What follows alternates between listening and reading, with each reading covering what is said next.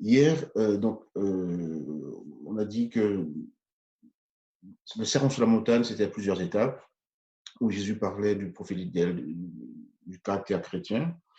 Hier, c'était les besoins quotidiens et nos désirs. Donc, Jésus est très pratique et très réaliste. Donc, d'abord, on a vu Matthieu 6, 19 à 21, où il disait « Ne vous amassez pas des trésors sur la terre, où les vers, la rouille détruisent, où les voleurs fracturent pour voler, mais amassez-vous plutôt des trésors dans le ciel. » Donc, dans cette partie, Jésus aborde la première chose négative. Ne vous amassez pas, il y a la rouille, il y a les vers. Et ensuite, il a parlé de la partie positive des choses. On donne un conseil d'amasser les trésors dans le ciel. Ensuite, il disait que là où est ton trésor, là aussi sera ton cœur. On a vu qu'il fallait mettre ce verset en rapport avec le premier commandement, tu n'auras pas d'autre Dieu devant ma face. Donc, la Bible en français courant dit, car pour Matthieu 6, hein, car ton cœur sera toujours là où sont tes richesses. Donc, la paraphrase, c'était, tu n'auras pas d'autre but devant moi, parce que là où est ton but, là aussi sera ton cœur. Donc, c'est une réflexion essentielle parce que souvent, nos buts, nos objectifs déterminent la manière dont on mène notre vie et en plus notre vie tout entière.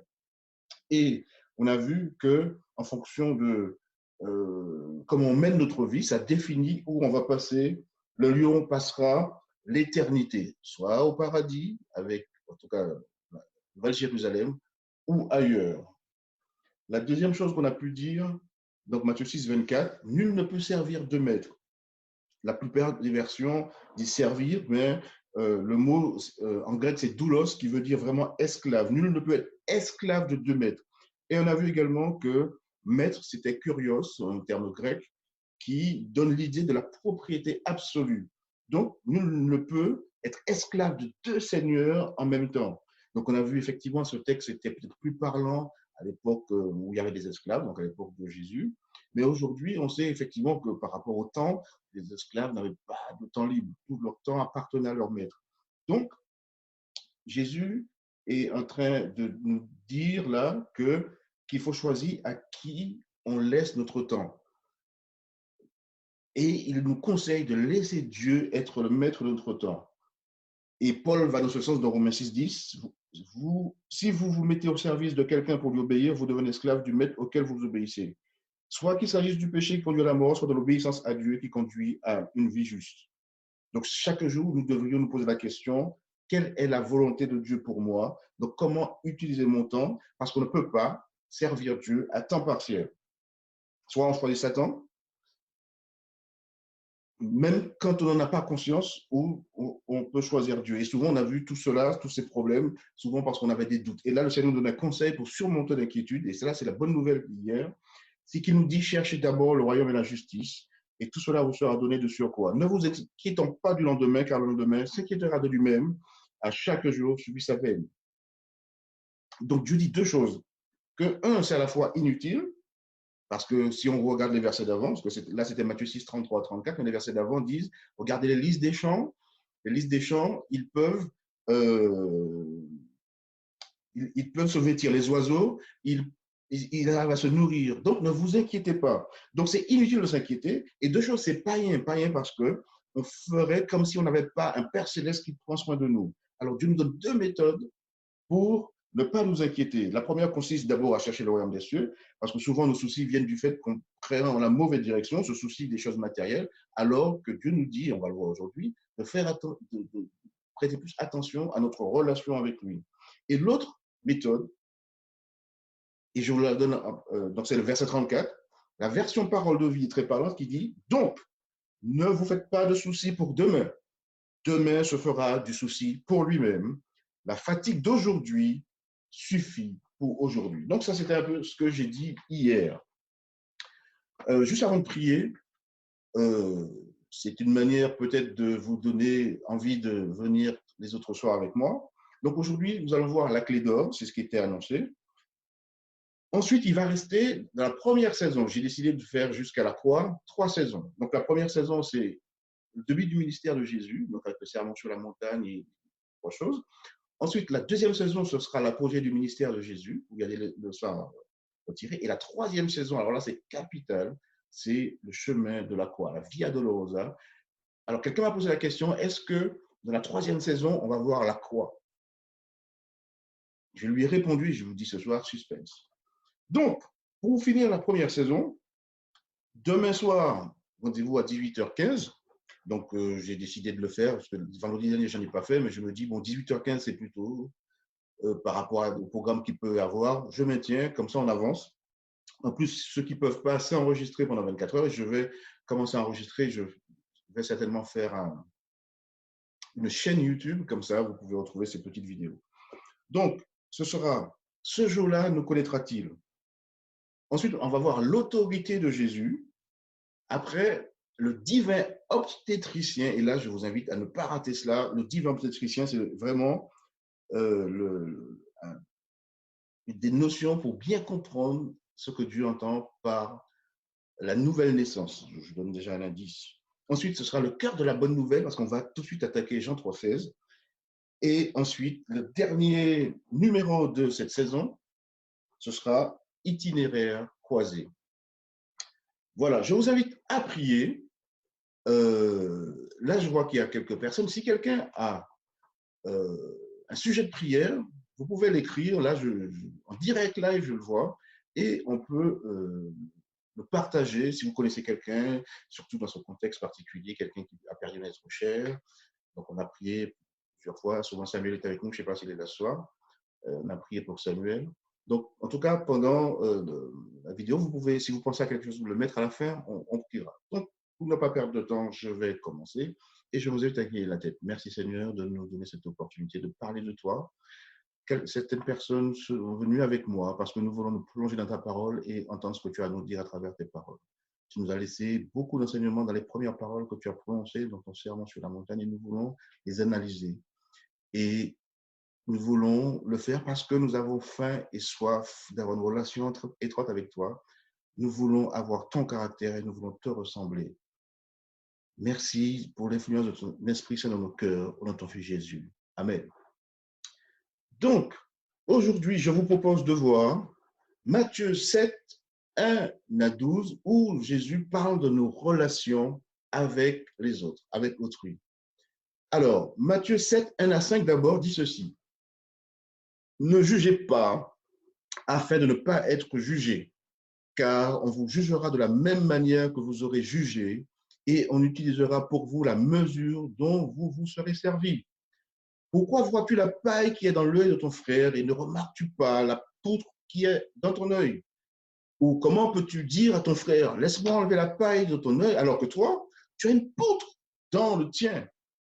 Hypocrite, enlève d'abord la poutre de ton œil et alors tu verras clair pour retirer la paille de l'œil de ton frère. S'il y a une chose qui est sûre là, c'est qu'on ne peut pas reprocher à Jésus de ne pas avoir le sens de l'humour. Là, c'est clair. Souvent, on le lit et on en parle entre nous et quelquefois, on n'est pas dans un bon état d'esprit quand on cite ce texte. Mais là, Jésus a clairement le sens de l'humour. Parce qu'il connaît bien ses disciples. Il savait que le groupe qui était avec lui, ils avaient forcément un sens critique assez développé, qui parlait des pharisiens, qui parlait des autres, qui parlait même entre eux. Et quand Jésus dit cela, donc il parle à ses disciples et aux auditeurs qui sont là, parce qu'on est dans le cadre du sermon sur la montagne. Donc Jésus, il sait pourquoi il le dit. Bonsoir, je pense. Alors, est-ce que vous avez remarqué, par rapport à ce que Jésus dit là, que dans la vraie vie, des gens qui ont de vrais problèmes dans leur vie, ils ont toujours besoin de régler les problèmes des autres. Et ça se vérifie dans l'église, dans les familles, au travail. Les gens qui ont de vrais problèmes, ils veulent toujours régler le problème des autres. Là, Jésus, donc, qui aborde les relations des chrétiens avec autrui, là, il le fait vraiment de manière concrète et pratique. Et non seulement les illustrations de Jésus sont très pertinentes, même avec de l'humour, on voit que c'est très pertinent, et c'est aussi réaliste. Alors, s'il est important de parler de poutre et de paille, on doit dire également qu'il est important de parler aux gens, c'est de notre responsabilité, nous chrétiens, de parler aux gens de vrais problèmes, de leur véritable paille, mais non de ceux qui existent dans notre propre imagination. Parce que souvent, quand on cite ce texte, ce serait du genre, ne te mêle pas. En réalité, nous avons une responsabilité vis-à-vis de l'autre. Seulement, on doit parler aux gens de leur véritable paille, pas ceux qui sont dans notre imagination, pas ceux du style, j'ai entendu dire que, ah, peut-être que j'ai l'impression, et souvent on parle de nos ressentis, voilà, je ressens. Là, Jésus veut parler de manière concrète. Mais néanmoins, et comme le dit Jésus, nous ne pouvons aider les autres à ôter leur paille dans leurs yeux qu'après avoir enlevé les poutres de la nôtre. Alors, pour aujourd'hui, à la lecture de ce texte, et de manière très concrète, demandons au Seigneur de nous aider à régler nos propres problèmes avant qu'on puisse essayer humblement de secourir les autres. Parce que c'est de notre responsabilité, mais nous devons demander au Seigneur de nous aider à régler d'abord nos propres problèmes. Les versets suivants, donc on ne va pas lire tout, mais Matthieu 7, toujours, on est dans Matthieu 7, donc on a lu de 1 à 5. Ensuite, je vous propose de passer Matthieu 7, versets 7 à 8. Jésus dit, demandez et l'on vous donnera. Cherchez et vous trouverez. Frappez et l'on vous ouvrira. En effet, toute personne qui demande reçoit, celui qui cherche trouve, et l'on ouvre à celui qui frappe. La question tout de suite, là, parce que vous et moi, je suis sûr, hein, surtout quand on était petit, on a entendu demander et vous donnerez. Et souvent, on a mis ça en relation avec la notion de foi. Je suis sûr que, par exemple, Josias, tout petit, il a demandé une Ferrari et il prie avec foi. Alors moi, c'était une grosse moto. Hein. J'ai prié, j'étais sûr que le Seigneur allait m'accorder ce que je demande parce que j'avais la foi. Et là, pour moi, c'était. Alors, la déception, forcément là. Donc, la question, c'est que, est-ce que c'est vrai? Est-ce que ce texte, c'est un chèque en blanc? Du style, on écrit ce qu'on veut dessus, parce que si je vous donne un chèque et que je vous dis, allez, tu mets le montant, tu vas l'encaisser, je pense que beaucoup ne vont pas se priver, vous seriez déçus. Mais là, on aurait dit que le Seigneur vraiment nous donne un chèque en blanc. On met ce qu'on veut, et il dit, si vous demandez, je vais vous donner. Alors la question, c'est qu'est-ce que le Seigneur donne toujours aux croyants ce qu'ils demandent? Et c'est là où il faut être vraiment prudent. Parce qu'on ne peut pas disséquer des textes et en essayant de leur sortir de les contextes et généraliser leur enseignement de manière irresponsable pour les faire coïncider avec nos propres désirs. Parce que c'est vrai, quand on lit ça, tout de suite, on pense à nos propres besoins et tout de suite, dans nos prières, on demande des choses et des fois, on n'ose même pas formuler la prière, mais on a tellement foi que c'est dans notre esprit, le Seigneur va nous l'accorder. Alors, la question, c'est, puisque le Seigneur le dit, pourquoi, quand on lui fait des demandes qui ont l'air réalistes, bon, Josias a 8 ans qu'il demande une Ferrari, alors il a peut-être eu un Panini, mais aujourd'hui, si on demande, certains demandent un conjoint, d'autres du travail, d'autres une promotion, est-ce que le Seigneur répond systématiquement? Et s'il ne le fait pas, pourquoi il ne le fait pas? Parce que c'est écrit là. Ce qui est certain, c'est que la déclaration de Jésus sur la prière est une promesse concernant ce que Dieu fera pour nous. Ça, c'est certain. Cependant, la déclaration se trouve là dans un contexte relatif au jugement, un thème qui sous-tend dans tout le chapitre 7 de Matthieu. Les 6 premiers versets parlent du problème qui consiste à juger les autres. On a lu, ne jugez pas, afin de ne pas être jugé, car on vous jugera avec la mesure. Donc les 6 premiers versets parlent de ça, et ça parle également de la dureté qu'on a avec les autres. On est plus dur avec les autres qu'avec nous-mêmes, puisqu'on voit leur paille alors qu'on ne voit pas nos poutres. D'ailleurs, Jésus dit justement qu'on sera jugé en fonction de la manière dont on va juger les autres.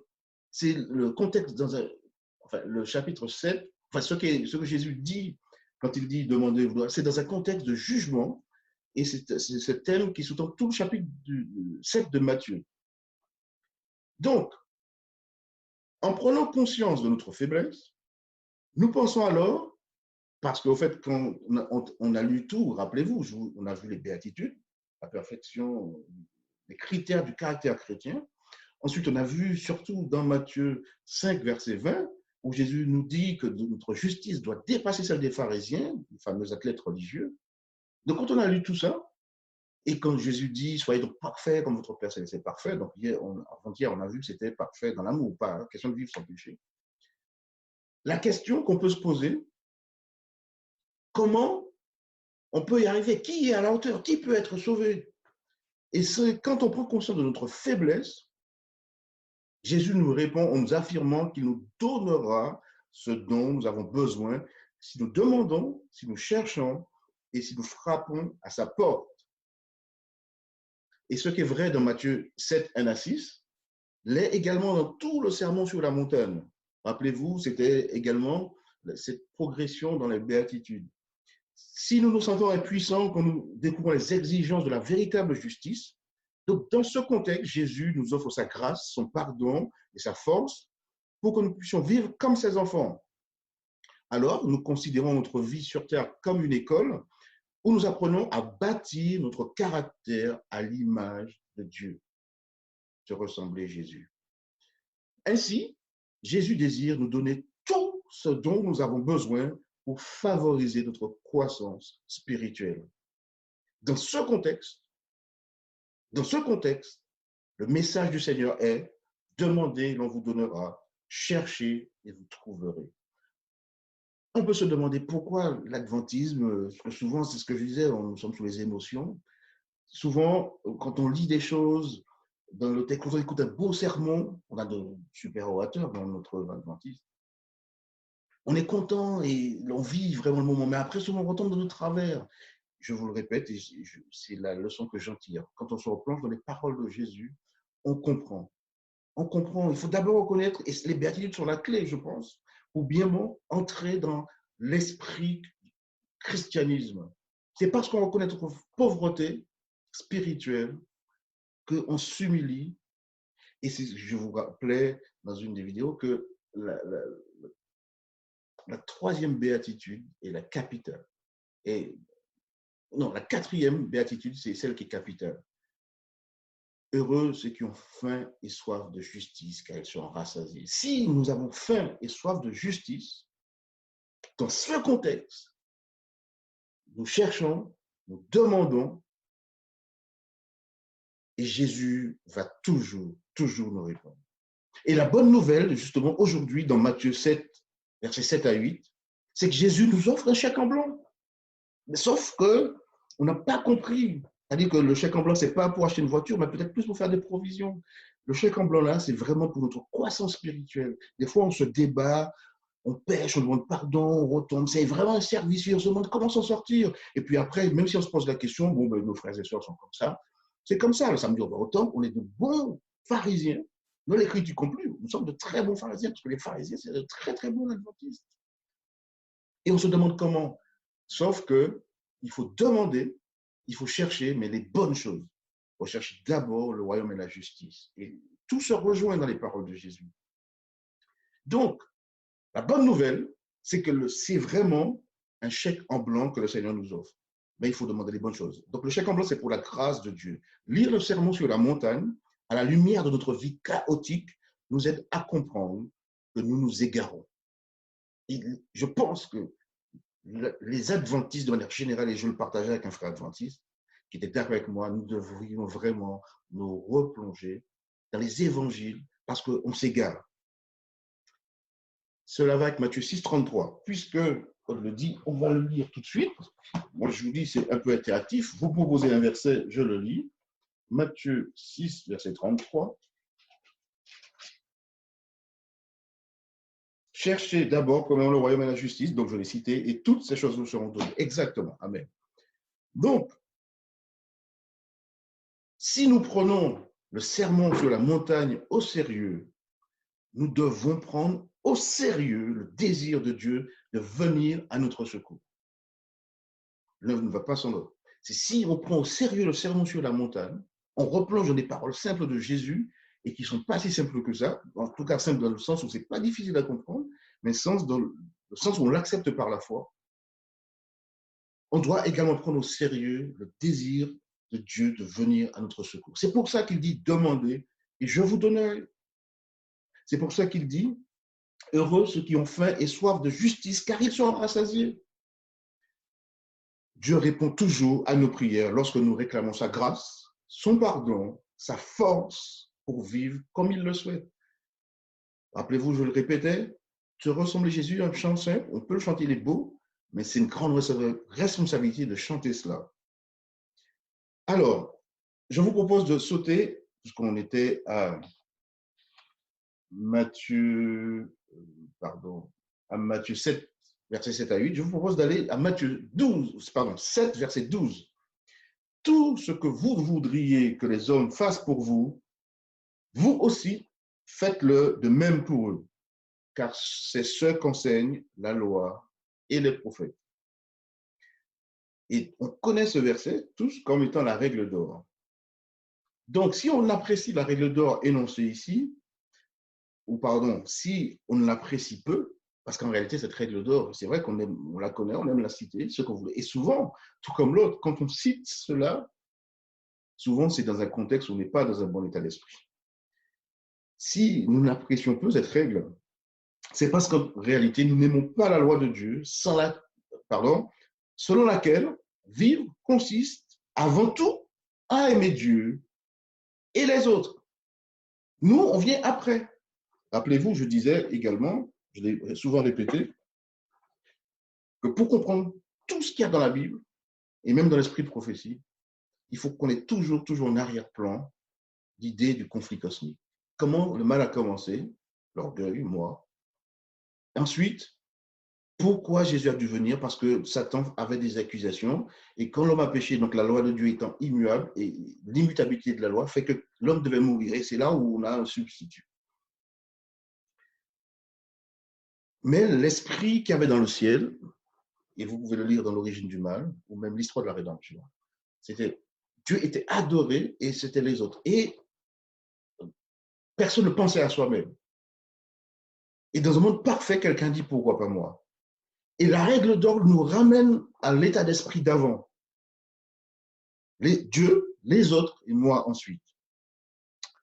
La raison pour laquelle nous n'aimons pas cette règle, la loi et même Dieu, parce que rappelez-vous, c'est Jésus lui-même qui dit, celui qui dit qu'il m'aime, qui ne me voit pas et qu'il aime son frère, qui n'aime pas son frère, qu'il voit, est un menteur. C'est que tout ceci va à l'encontre du cours naturel de nos vies, de notre vie de péché loin de Jésus. Rappelez-vous également une des définitions du péché, c'est la séparation. Rater sa cible, c'est la séparation également. Et nous ne devions, je le disais juste à l'instant, jamais oublier que l'amour de soi est la cause première du péché. Par nature, le péché nous pousse à être égocentrique, alors que la règle d'or et la loi de Dieu nous incitent à nous tourner vers les autres. Par conséquent, il existe un fossé entre la loi et notre être naturel. Notre tendance égoïste nous dit que si nous avons envie de quelque chose, nous n'avons qu'à nous servir. La femme de mon voisin, pourquoi pas? Le mari de mon voisin, pourquoi pas? Si nous avons besoin de quoi que ce soit pour satisfaire nos désirs, on peut mentir pour l'obtenir. Ça, c'est notre penchant naturel. Mais Jésus et Dieu sont là, avec leurs lois et leurs règles d'or, qui interfèrent dans notre vie et frustrent souvent nos aspirations naturelles. Rappelez-vous, on nous parlait, parce que Jésus disait, si vous regardez une femme, et Jésus a voulu rappeler le sens de la loi, si vous regardez une femme,